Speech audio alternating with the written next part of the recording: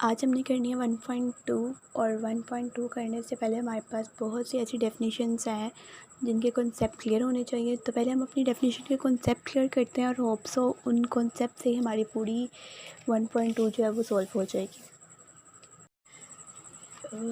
ये हमारे पास वो डेफिनेशंस हैं या वो कॉन्सेप्ट है जो हमारी क्लियर होनी चाहिए 1.2 को स्टार्ट करने से पहले। तो हमारे पास पहला जो मैट्रिक्स है वो है रो मैट्रिक्स। पहले बता देते हैं कि मैट्रिक्स किस टाइप का होता है। हमने कल पढ़ा था एक स्क्वायर ब्रैकेट के अंदर जब हम एलिमेंट्स को रोज़ और कॉलम वाइज लिखते हैं तो वो हमारा बन जाता है एक मैट्रिक्स।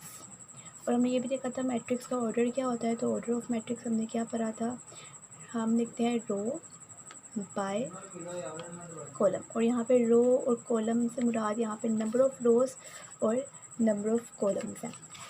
अब हमें पहली चीज़ जो देखनी है वो है रो मैट्रिक्स। याद रहे कि हमारे पास मैट्रिक्स किसी भी ऑर्डर का हो सकता है। हमने कल एक ऐसा मैट्रिक्स भी पढ़ा था जो इस तरह का था जिसके अंदर एक ही रो थी और एक ही कॉलम था, तो इसका ऑर्डर 1/1 था। तो पहले हम देखते हैं रो मैट्रिक्स कौन सा होता है। आपको नाम से पता चल रहा है कि क्योंकि इसका नाम रो मैट्रिक्स है तो इसमें हमें कंसर्न भी सिर्फ नंबर ऑफ़ रोज से है। तो कोई भी एक ऐसा मैट्रिक्स जिसमें नंबर ऑफ़ रोज जो है वो 1 हो उसे हम कहते हैं रो मैट्रिक्स। अब नंबर ऑफ़ रोज़ में हमें सिर्फ यहाँ पे यही देखना है कि हमारे पास नंबर ऑफ़ रोज़ कितनी है। कॉलम से हमें किसी किस्म का कोई कंसर्न नहीं है। तो अगर आप इस मैट्रिक्स को देखिए, इसमें रो 1 है और कॉलम 3 है। तो कॉलम चाहे 3 हो, चाहे 4 हो या चाहे 10 हो, हमें इससे कंसर्न नहीं है। तो कोई भी एक ऐसा मैट्रिक्स जिसके अंदर नंबर ऑफ़ रोज़ सिर्फ 1 होगी, that is called a row matrix.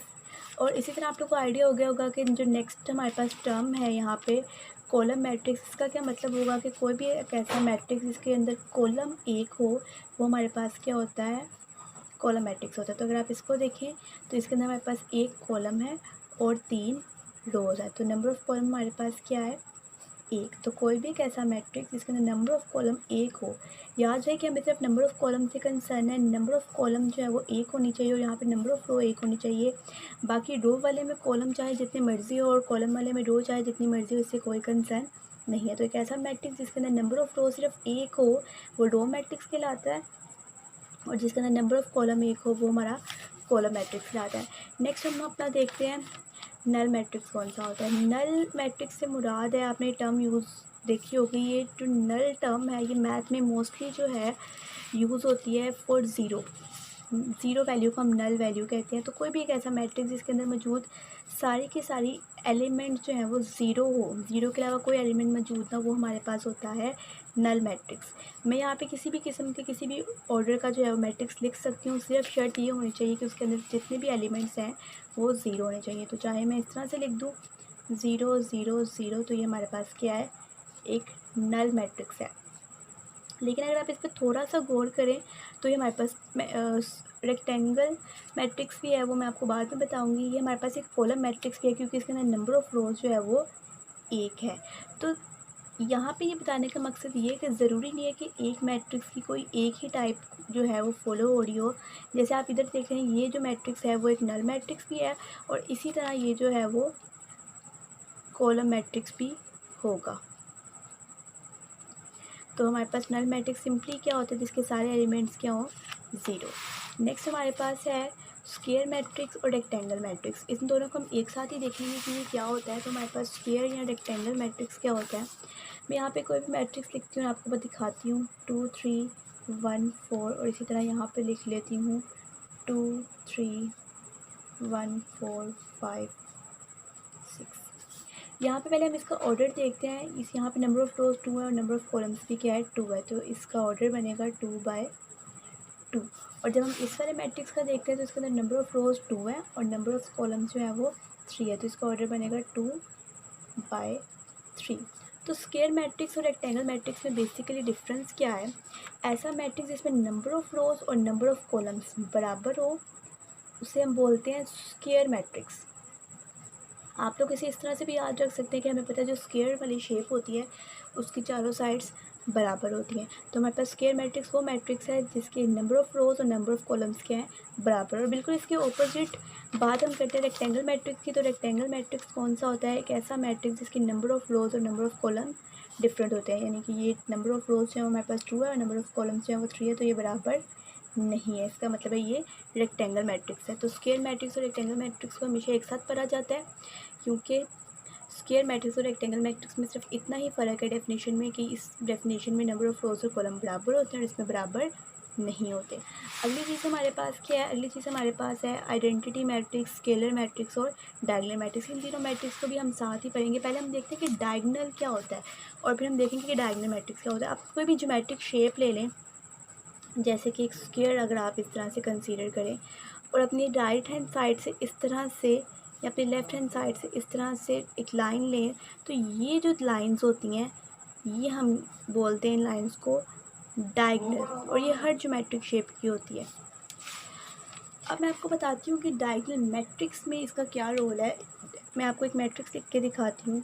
2 3 1 6 2 1 5 4 2। पहली बात तो ये कि डायगोनल मैट्रिक्स होने के लिए बहुत ज़रूरी है कि मैट्रिक्स जो है वो स्क्वायर मैट्रिक्स हो। एक रेक्टेंगल मैट्रिक्स में डायगोनल मैट्रिक्स वाली प्रॉपर्टी मौजूद नहीं होती है।